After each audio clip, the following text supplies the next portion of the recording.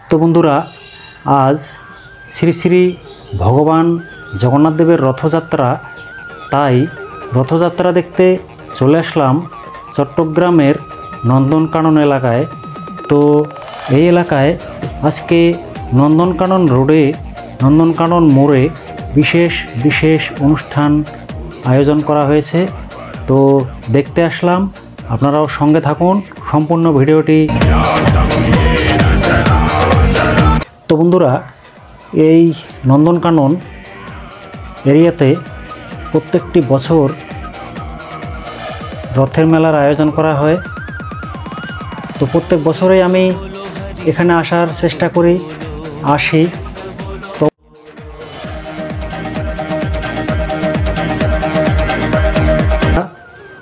প্রতি বছর চট্টগ্রামের নন্দনকানন এরিয়ায় এইরকম রথের অনুষ্ঠানের আয়োজন করা হয়ে থাকে।